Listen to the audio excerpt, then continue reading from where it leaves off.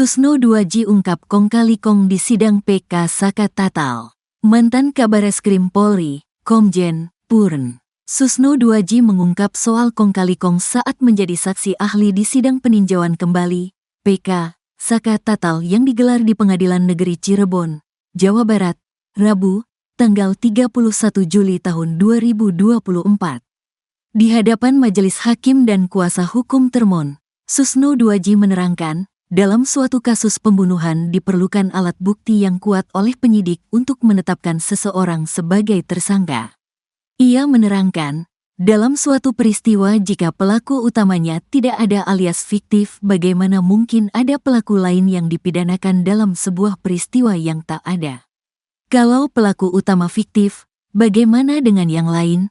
Kata Susno 2J dikutip tribunnews.bogor.com dari tayangan live Kompas TV.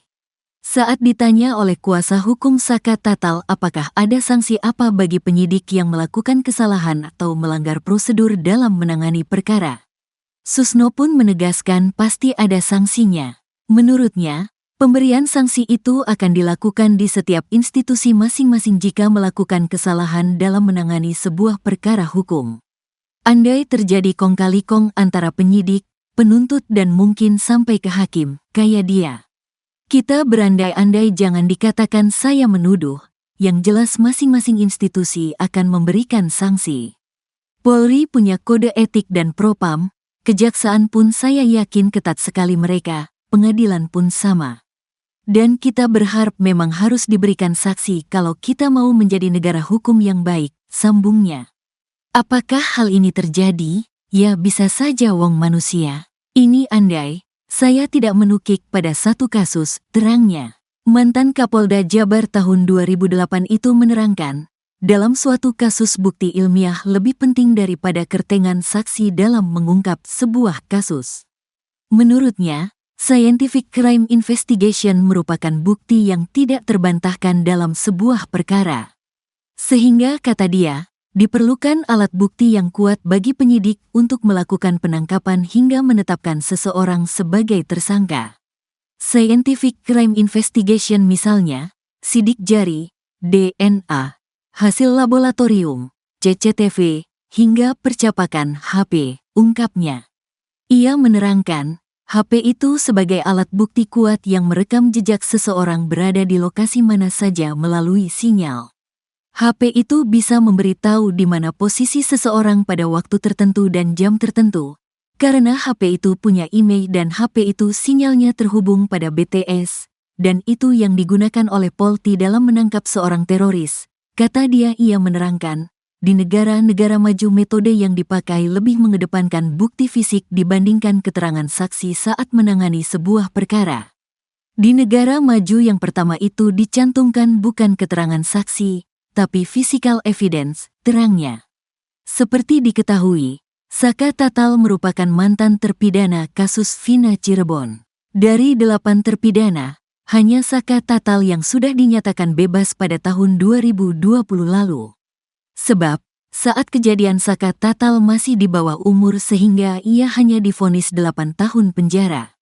Sedangkan, 7 terpidana lainnya divonis hukuman seumur hidup oleh Pengadilan Negeri Bandung pada tahun 2017 lalu.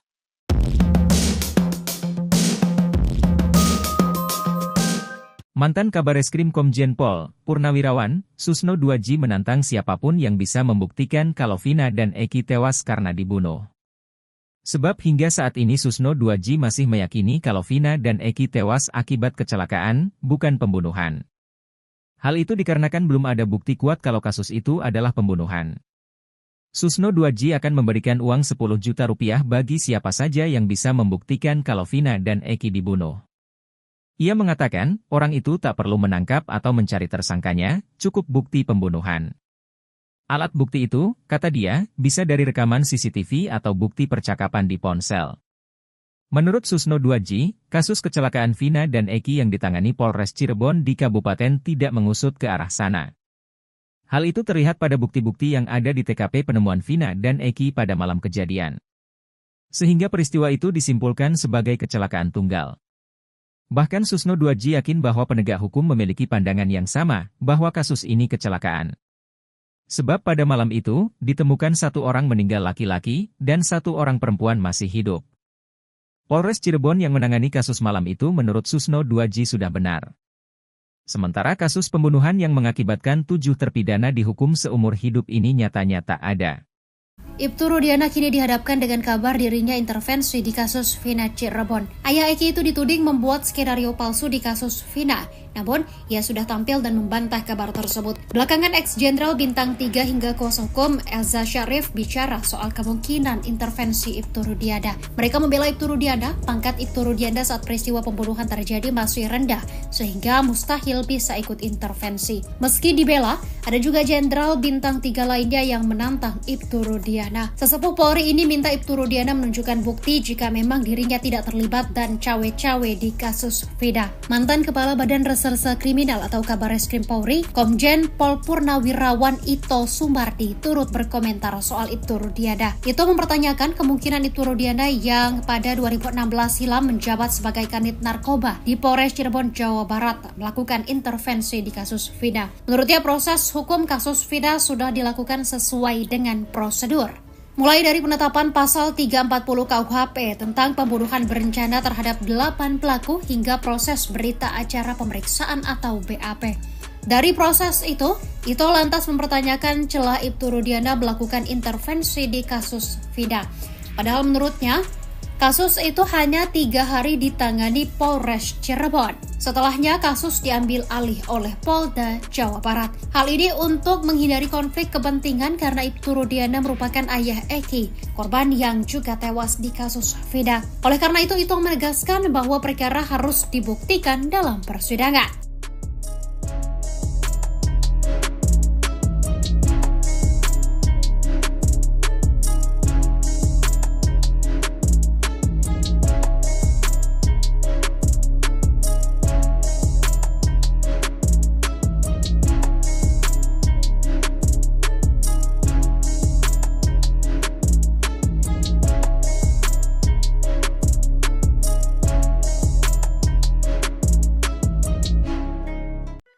Mantan Kabareskrim Komjen Pol Purnawirawan Susno 2J meyakini jika Vina dan Eki tewas karena kecelakaan, bukan dibunuh. Ia pun menertawakan Purnawirawan polisi yang meyakini kalau Vina dan Eki tewas karena dibunuh. Bahkan Susno 2J menantang Purnawirawan itu apakah berani taruhan dengannya. Sebab diyakini Susno, kasus Vina dan Eki adalah kecelakaan, bukan pembunuhan. Di mana kasus kecelakaan itu berada di wilayah hukum Polres Cirebon bukan Polres Cirebon Kota. Susno 2J pun akan memberikan uang hingga 15 juta rupiah jika ada yang bisa membuktikan bahwa itu adalah kasus pembunuhan. Menurutnya, hal itu harus dibuktikan dengan scientific crime investigation. Kemudian host Doni De Keiser menyinggung soal adanya pensiunan Polri yang yakin bahwa kasus Vina adalah pembunuhan. Susno 2J pun tertawa mendengar itu, dan langsung memberikan tantangan. Namun menurut Doni, Purnawirawan itu kini sudah tidak muncul lagi di publik. Tidak diketahui siapa Purnawirawan Polri tersebut. Susno 2J juga menyinggung adanya Purnawirawan Polri yang menyindir dirinya. Menurutnya, pengertian mereka bahwa Susno 2J seharusnya membela Polri dengan cara menutupi kesalahan. Untuk itu, Susno 2J melindungi Polri dengan cara tidak menutupi kesalahan supaya polisi. Susno tidak mau jika harus membenarkan kesalahan yang dilakukan oleh polisi. Sementara itu, ada 2 purnawirawan polisi lain yang diwawancara oleh Nusantara TV terkait kasus Vina. Mereka adalah penasihat ahli Kapolri Irjen Pol Purnawirawan Arianto Sutadi dan mantan Wakapolri Komjen Pol Purnawirawan O.E. Groseno. Keduanya sama-sama mempercayai kalau Vina dan Eki tewas karena dibunuh. Bahkan jika PK Sakatatal diterima, menurut dia, penyidik harus tetap mencari pembunuh yang sebenarnya. Bahkan ia masih meyakini kalau Vina dan Eki tewas karena dibunuh, bukan kecelakaan.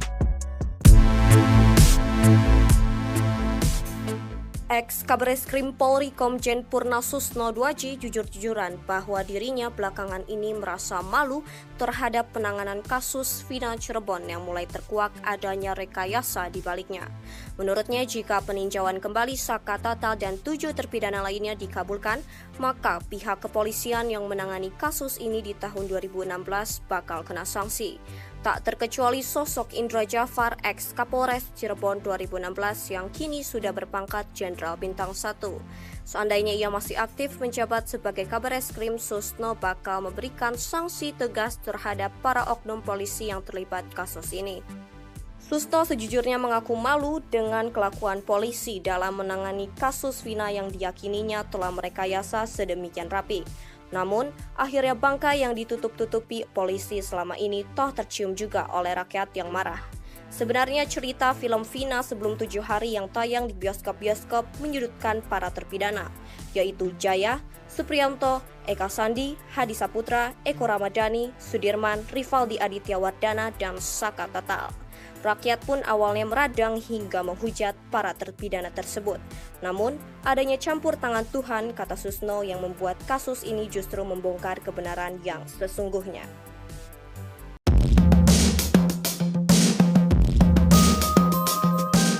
Akhirnya Ibtu Rudiana menjawab pertanyaan publik soal kaitannya dengan Aep dan Dede, saksi kasus Vina Cirebon. Ayah korban Eki itu mengungkap pengakuan tentang Aep dan Dede tersebut. Pengakuan tersebut diungkap Ibtu Rudiana setelah namanya tersudutkan dituding sebagai sutradara dalam kasus kematian Rizky Rudiana alias Eki dan Vina. Belakangan sosok Ibtu Rudiana merupakan ayah kandung korban Eki yang kini menjadi sorotan publik. Ia disebut-sebut sebagai kunci di balik kasus Vina Cirebon agar kasus terang benderang. Sebab, kasus pembunuhan yang terjadi pada tahun 2016 lalu itu kini semakin semerawut dan masih berbuntut panjang. Terlebih setelah Dede membuat pengakuan jika dirinya diarahan oleh Aep dan Ibtu Rudiana untuk membuat kesaksian palsu di tahun 2016 silam. Kini Ibtu Rudiana pun melakukan manuver setelah dituduh mengarahkan keterangan Dede saat BAP di kepolisian. Ibtu Rudiana menegaskan jika dirinya tak mengenal sosok Aep dan Dede. Menurutnya, ia hanya bertemu dengan Aep dan Dede pada 8 tahun silam saat peristiwa itu terjadi. Rudiana menyerahkan sepenuhnya kepada penyidik mengenai tudingan Dede yang mengarah kepada dirinya. Tak hanya itu, Rudiana juga membantah telah melakukan penganiayaan terhadap para terpidana setelah ditangkap di depan SMPN 11 Cirebon. Rudiana mengakui terganggu dengan pemberitaan yang menyudutkan dirinya saat ini. Apalagi, kata Rudiana, dirinya telah berduka kehilangan Eki pada 8 tahun silam. Menurut Rudiana, kabar yang paling mengganggu dirinya yakni isu dirinya merupakan bagian pembuat skenario dalam kasus Vina Cirebon sehingga para kuli bangunan dijebloskan dalam penjara. Di sisi lain, pria yang juga menjabat sebagai Kapolsek Kapetakan Cirebon ini menegaskan jika selama ini dirinya tidak menghilang. Namun, ia mengaku harus mematuhi kode etik sebagai seorang anggota kepolisian. Menurutnya, selama ini ia pun masih aktif sebagai seorang Kapolsek Kapetakan.